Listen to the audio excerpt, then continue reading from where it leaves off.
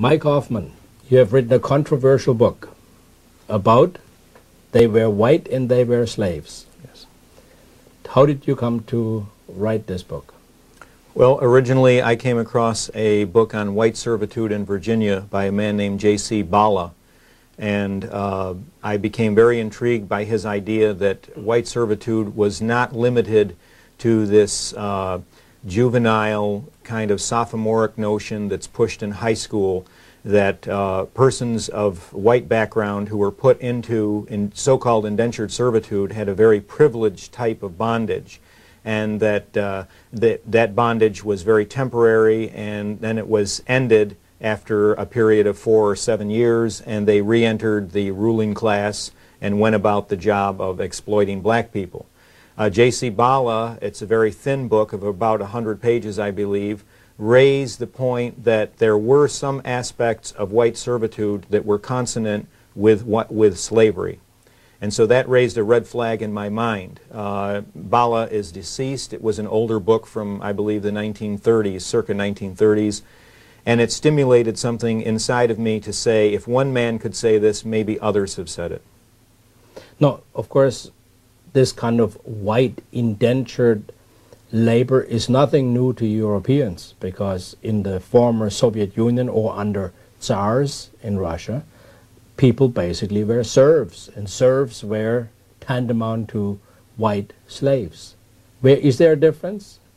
There is a difference, I think, in the sense that in Russia, serfdom was very much a formal codified institution. In fact, there were two forms of serfdom.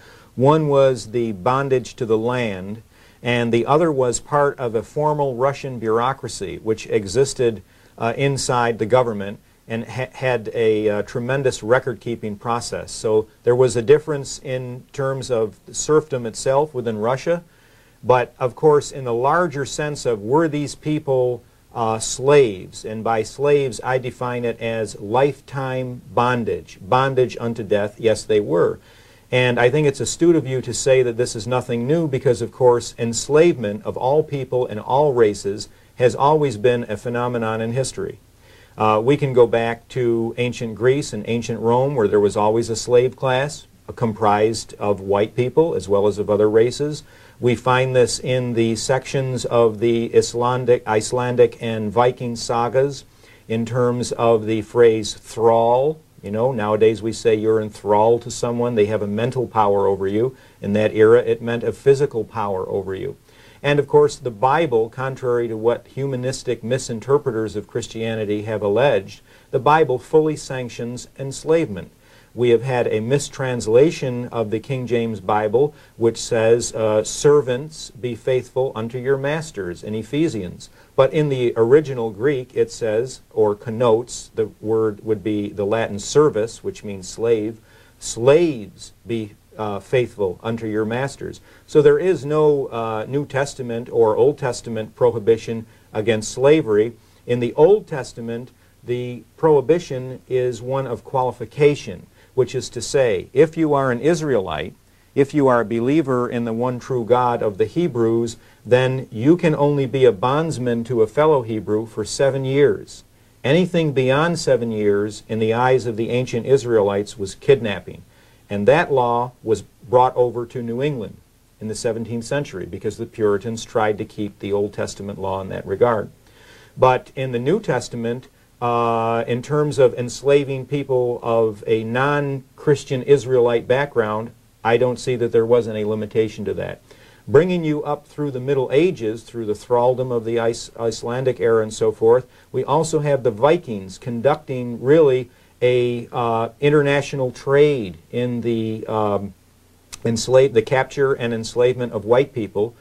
Irish, Norwegians, the Danes would capture the Norwegians in battle and sell them. And actually there became a capital along the coast of Spain where the Vikings would meet with Arab slavers and sell whites that they had captured and raided to Arabia. And so you have that. And then also in the Middle Ages, you have a phrase that's very interesting in terms of modern usage called villanage, or villains. V-I-L-L-E-I-N-S, which would have been a French Carolinian term and then became anglicized as our modern-day bad guy, villain, V-I-L-L-A-I-N. And what I found in the course of my research is there was a persistent demonization of poor white people. In other words, in many eras in white society, if you were poor, it was tantamount to being a criminal. And that criminalization was then a connotation for making you a slave. And this slavery, by the way, this villainage, even was hereditary. In the chronicles that I read and in the accounts that I read, there was a almost biological taint on children of parents who had been white slaves or villains. So to summarize, I would say that the enslavement of whites, far from being a very brief period in the annals of time, was in fact the universal experience of whites. So now we come to the modern period, and we have this absurd stereotype which denotes black skin with servitude. And it's absurd. It's a folly. So I'm bringing the good news to black people that they are not of any more of a slave race than whites have been. And I'm also bringing good news to white people to say, you don't owe anybody anything. At least not the majority of white people don't. Perhaps the British aristocracy does.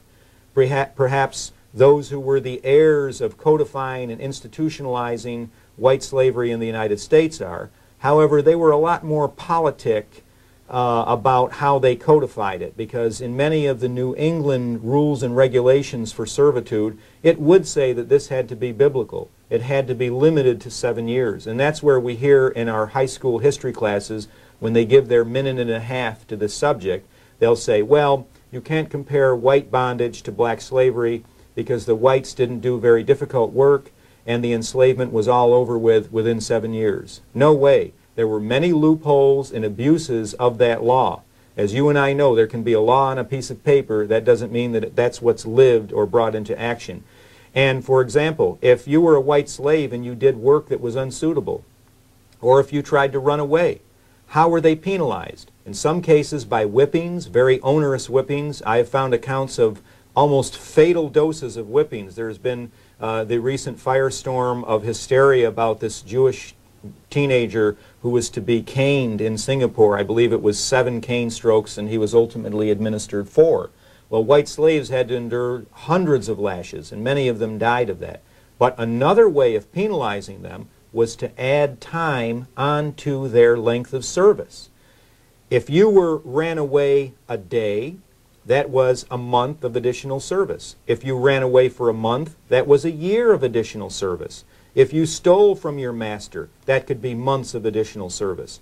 If you had a corrupt master, and the courts of assize listened more to the master than they did to you, he could have all kinds of trumped up charges against you, as happened in the Caribbean, and as happened in the United States in the tobacco plantations, and it meant that in reality it boiled down to a lifetime of enslavement under the euphemism of indentures. Now, were these people allowed to marry and have children? No. A white woman who had a child out of wedlock because she was not allowed to marry, so any child she did have would be out of wedlock. If it was a male child, that child became a slave until the age of majority, and the age of majority was 21 for males, and a female issue from that woman would be a slave unto that woman's master until the white child was 18. Now, where did these slaves come from? Where were they drawn from? Well, primarily from Great Britain. It was remarked in one of the chronicles that I found that Scotland was a veritable industry for white slavery. In the 17th century, white parents were afraid to bring their children to the ports of Scotland for fear of what has come to be known as press gangs. Again, the historians have distorted this and implied that impressment only operated for recruiting people on board British men of war as sailors. That's not true. In the original annals, you find that press gangs operated to kidnap children and adults on board these ships, and it was a veritable industry with the cooperation of the authorities.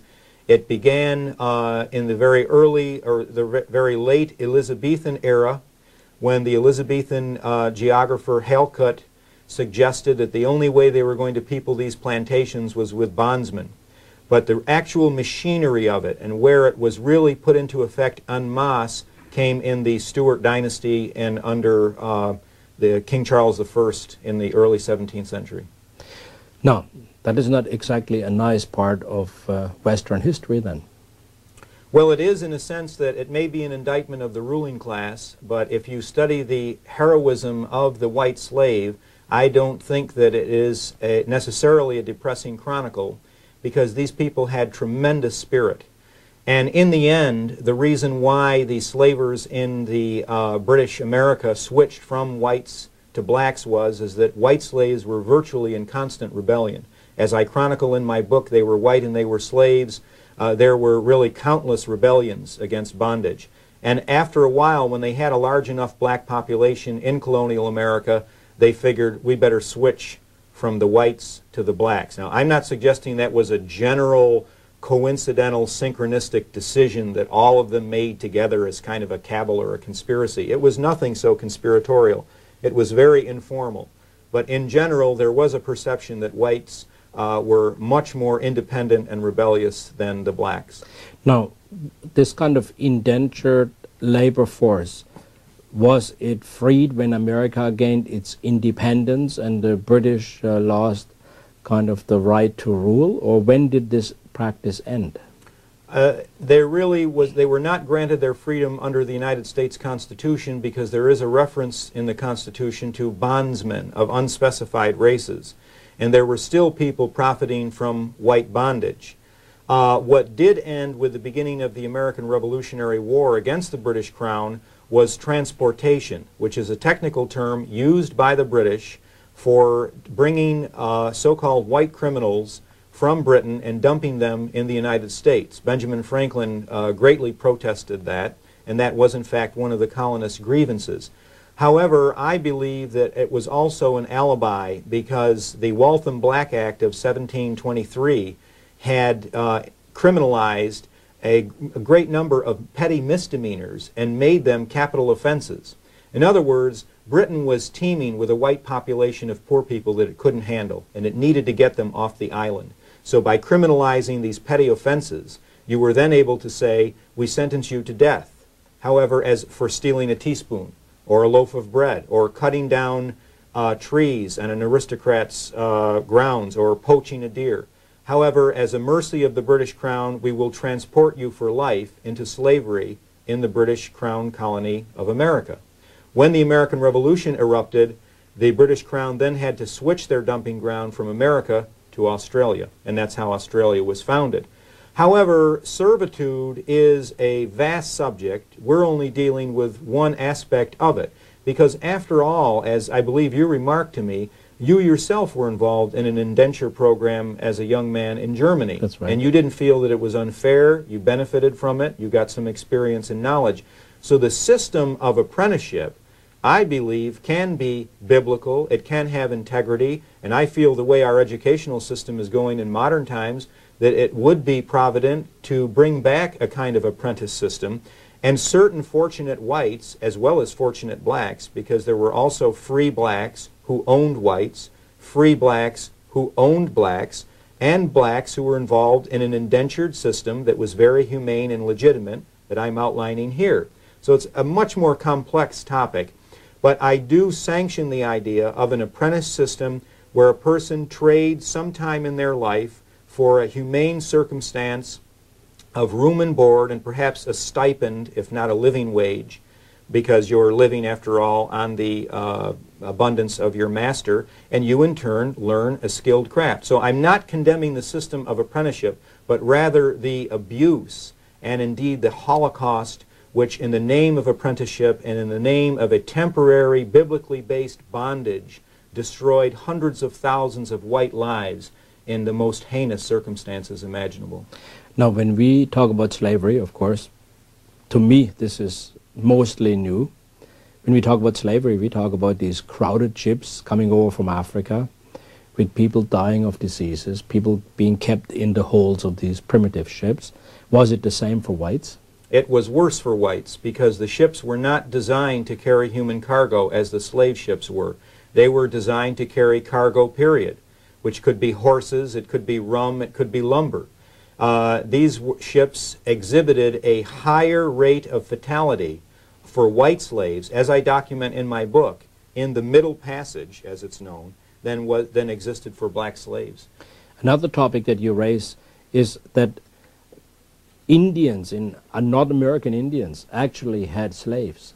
Yes, the so-called civilized tribes, the Cherokee and the Choctaw, had slave plantations, and they kept black slaves on those plantations in the South. And this is where the black cowboy phenomenon comes that's now being celebrated as we speak on U.S. 29-cent stamps. The idea that black people had a share in the winning of the West, which racist movie directors in Hollywood have excluded from a fair account of this. Well, in actuality, it is true that blacks were a part of the conquest of the West. However, the part they played was largely punitive as a result of their role as U.S. cavalry soldiers punishing the American Indians. And ironically, because many of these black soldiers were these so-called buffalo soldiers, had been slaves of the Indians, they didn't really have a high opinion or a very lovable relationship with those Indians. So they were more than willing to participate in the Union Generals' War, and that's largely what the American war against the Indians was in the postbellum period, a war conducted by Union generals like Phil Sheridan and William Tecumseh Sherman with black troopers in their midst and in their ranks.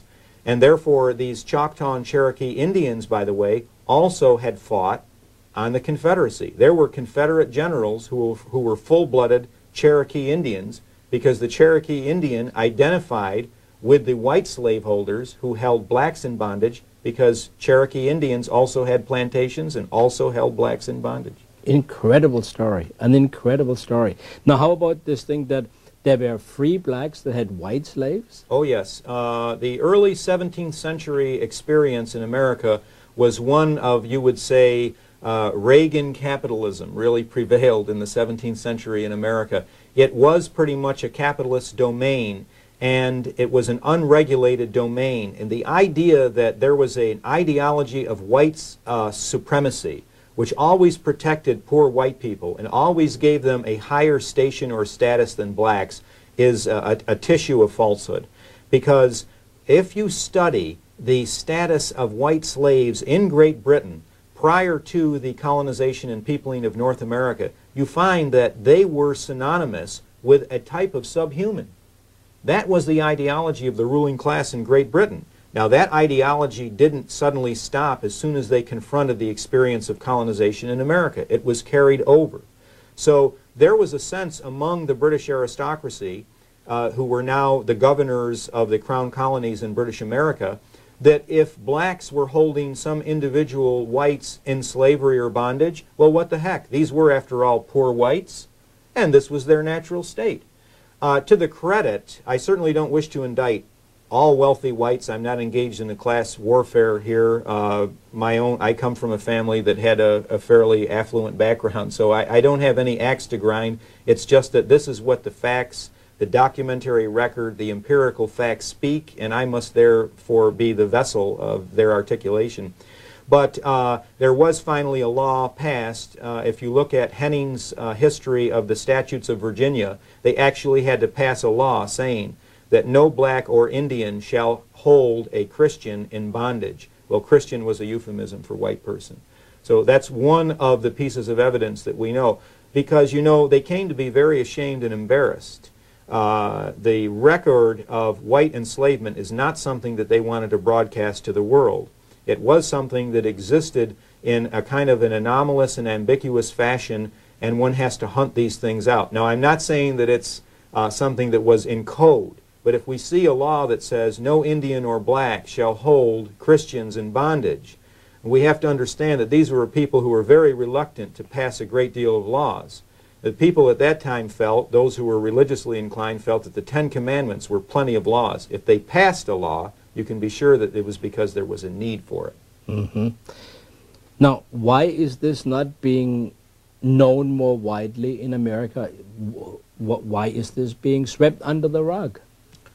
I think that to a certain degree, Ernst, there is a function here of consensus reality that tends to prevail in human beings. I do not have a high opinion of human nature.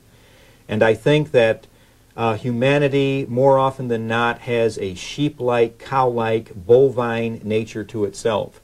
And since the received opinion is that blacks were slaves and whites were always the wealthy overseers, people don't tend to rock the boat. Now, people whose profession it is to look into this matter, university historians and academicians whose job it is to investigate and sift history, have this function of political correctness, which impinges on their tenure, their salaries, and indeed their relationship to the community.